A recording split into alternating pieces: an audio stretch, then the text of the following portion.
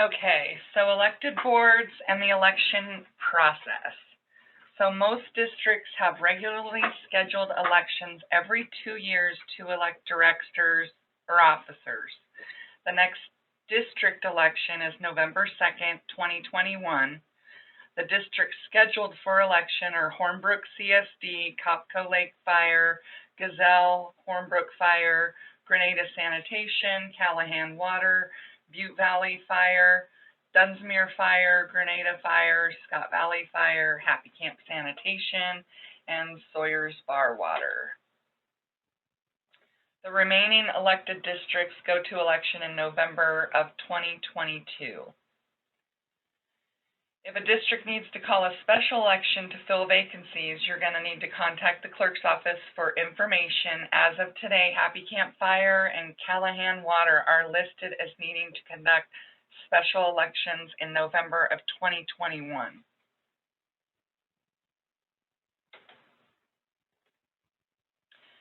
Elected boards, landowner elections. Landowner districts scheduled to have elections on November 2nd, 2021 are listed there: Big Springs, Butte Valley, Scott Valley, Grenada, Montague Water, Scott and Shasta Valley Waterminster.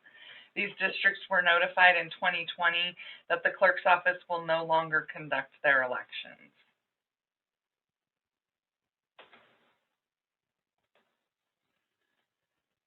So the clerk's office has to give public notices that of the offices that are up for election. And how does the clerk's office know which offices are up for election? By receiving a resolution calling the election. The resolution calling the election is mandatory. It's not optional. We always send that information out very, very early on in the process to give you guys time to put it in, and there are strict deadlines as to when it needs to be returned to our office. So once you receive that information from our office, if you have any questions, please don't hesitate to give us a call, because that's what we're here for.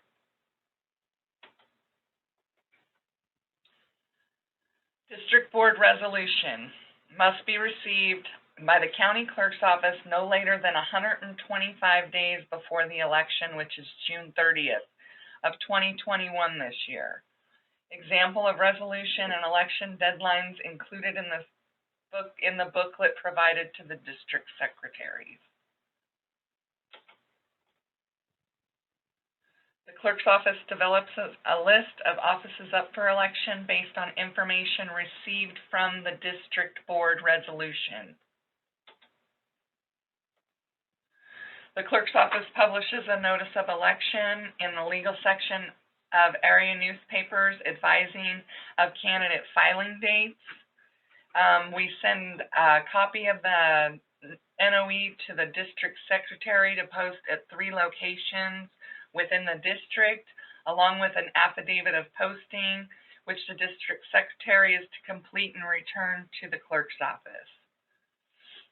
We also distribute a press release to area newspapers about the offices up for election and the candidate filing process.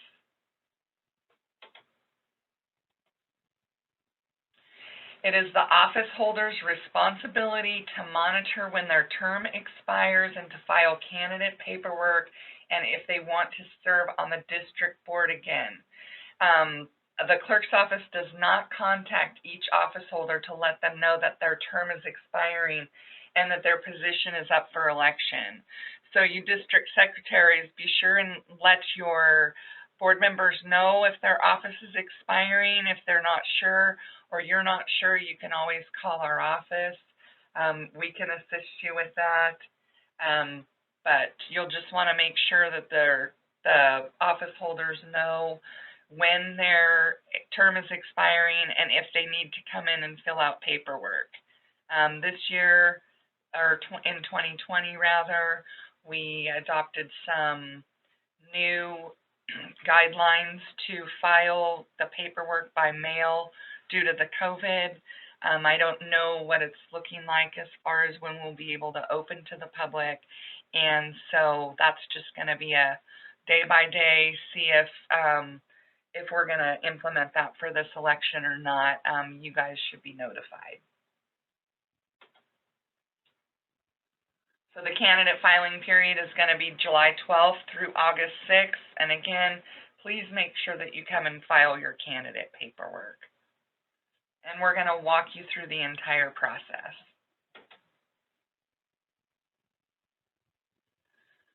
So the candidate paperwork will be in the county clerk's office during the candidate filing period. During the candidate filing period, candidates must personally file paperwork in the county clerk's office in Wairika unless paperwork is signed before a notary public and mailed to the clerk's office prior to the deadline. Candidates are encouraged to personally file to avoid delays and errors. It's always a lot easier to have you guys file at our office because we're going to go through each paper piece by piece. We did have people request last time for us to mail them the paperwork. They completed most of it at home and then came into our office to file it in person, which made your stay shorter because all we had to do was go through the paperwork and administer your oath of office. At the close of candidate filing, the clerk's office will determine if your district will go to election. The district will go to election. Contest will be on the ballot if there are more candidates than offices to fill. Otherwise, positions are filled in lieu of election by the Board of Supervisors, and that's what commonly happens with your special districts, is if there's 3 positions, then 3 positions file. It does not go to ballot, and they're appointed in lieu of election. In the cases, of course, where more people file, there's 3 positions and 5 people file, then you're going to go to ballot.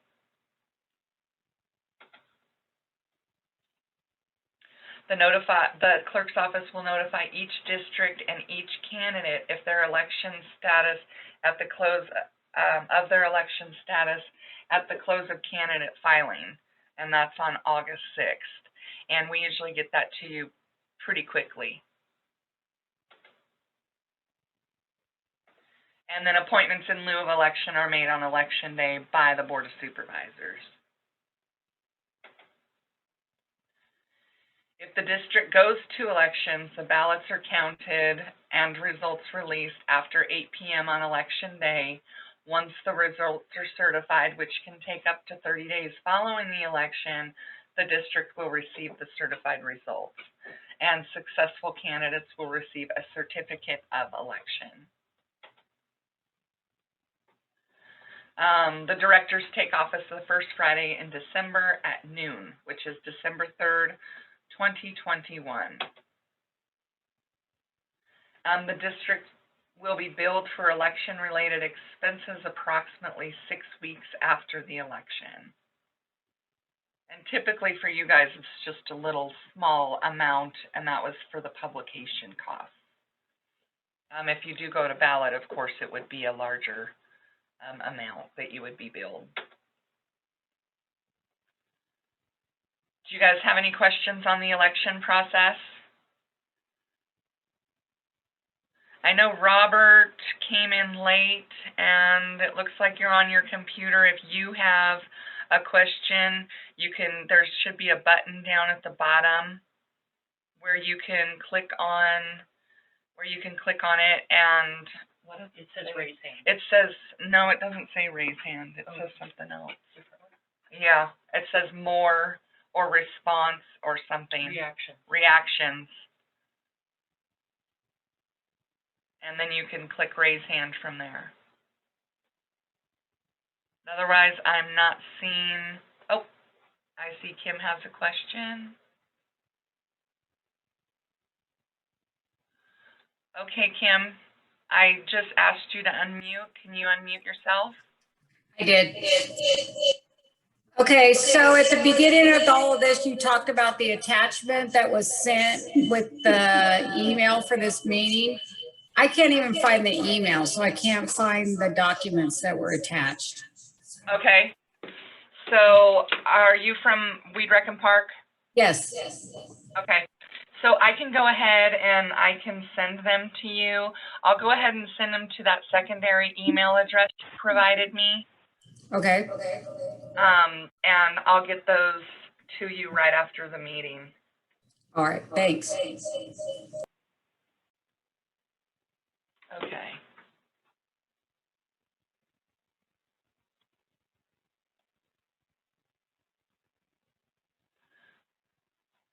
Anybody else have any questions?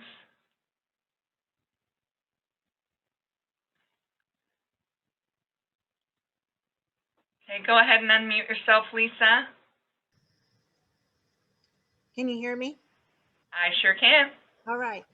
Since I'm part of two districts that are not covered by the county clerk's office, is it possible to get copies of what the candidates fill out in the district, hand those out to people if they're interested in filing for candidacy? Yeah, I'll go ahead and I will, I'll get that information for you and see what we can send you as far as, you know, like examples. Is that what you're talking about? Yes, yes. Examples of candidate paperwork.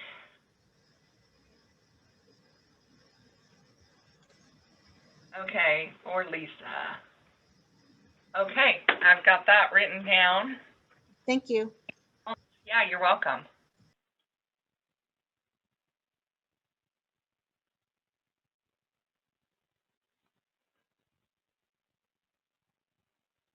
Anybody else?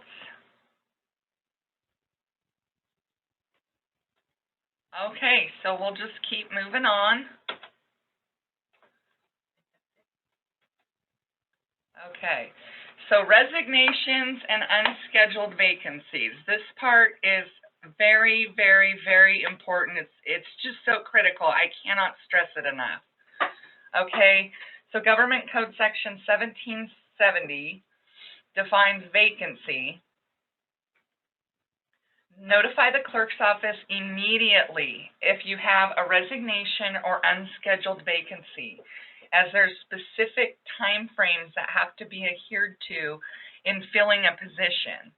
If a vacancy is due to resignation, of course, you're going to make sure that it's in writing, and you're going to send a copy of the resignation to the clerk's office. Government Section Code 1780 outlines procedures for filling unscheduled vacancies. Okay, so options to fill an unscheduled vacancy. You can call a special election. You can make an appointment within 60 days of the vacancy. If you're unable to make an appointment, then the Board of Supervisors can make the appointment between 61 and 90 days of the vacancy. And this is where it gets really tricky. Oftentimes we don't get notified of the vacancy, and all of a sudden I get a phone call that so-and-so was appointed to District A. They didn't do it per the guidelines. They didn't post it for 15 days. And then it gets into the legalities. Okay, hopefully that person hasn't made any board decisions because it was not a legal appointment, and you're going to have to go through the appointment process all over again.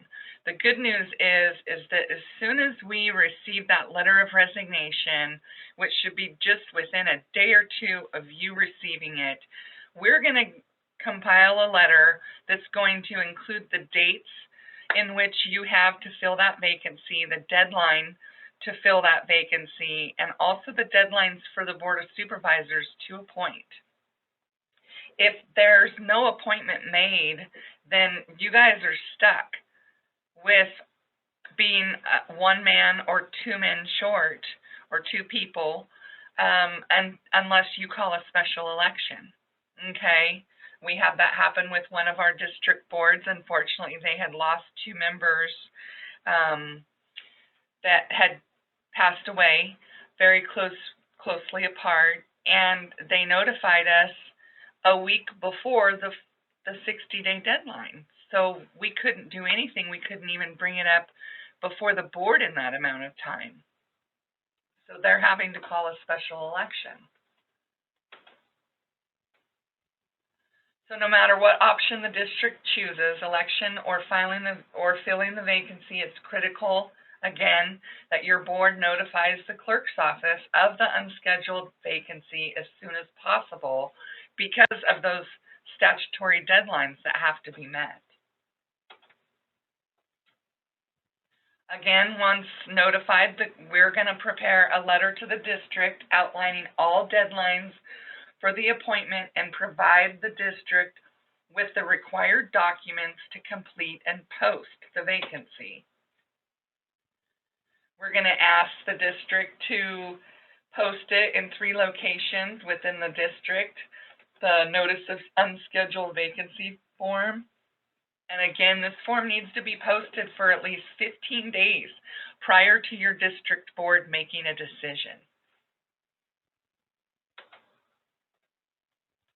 You're also going to be asked to complete an affidavit of posting form along with instructions to send a copy of both forms to the clerk's office. The district secretary will keep the originals of both for district records.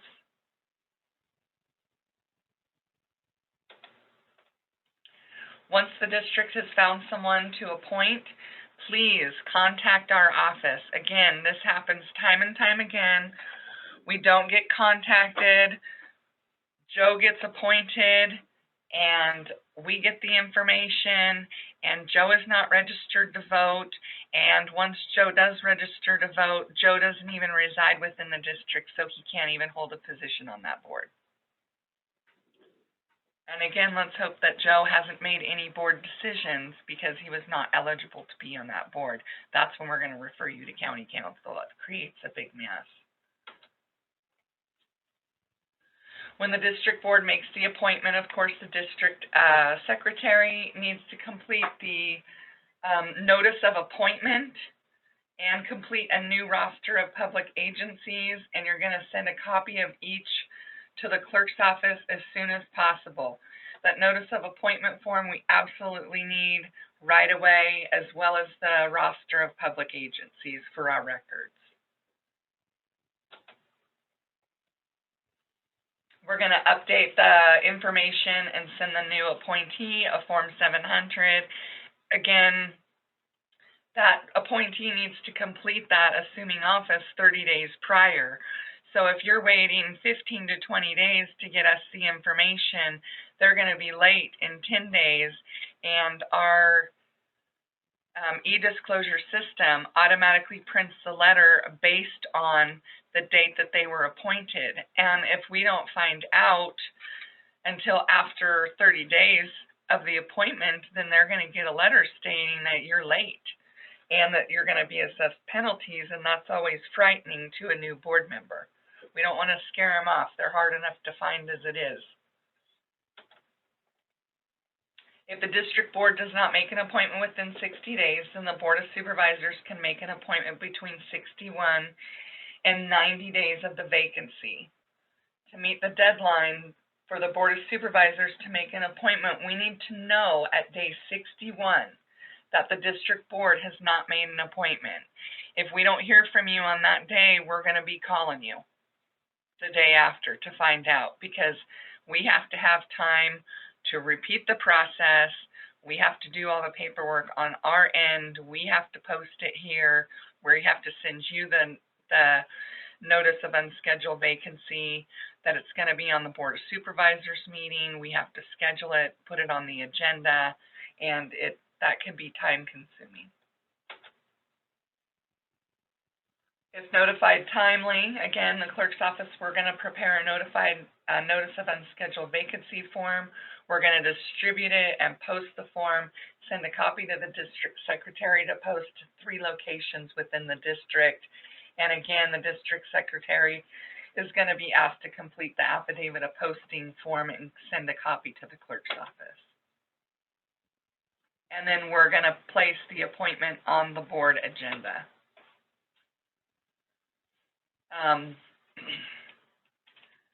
We're also, like Wendy had touched on, is any letters of interest. If you guys had someone that came at the last minute that was interested, but your district board had already met that month and you didn't have time to make that, you'll want to forward us any letters of interest so that we can make the board aware of any interested parties. And after the Board of Supervisors makes the appointment, the clerk's office, we're going to send an oath of office in the mail, Form 700, to the appointee, and a board minute order to the district secretary. And again, the district secretaries are going to complete a new roster of public agencies and send a copy to the county clerk's office. If the Board of Supervisors does not make the appointment, the position will remain vacant until the next regularly scheduled election or at a special election called by the district. So you don't have to call a special election. You can just have that seat be vacant unless you drop below a quorum. Do you guys have any questions on that?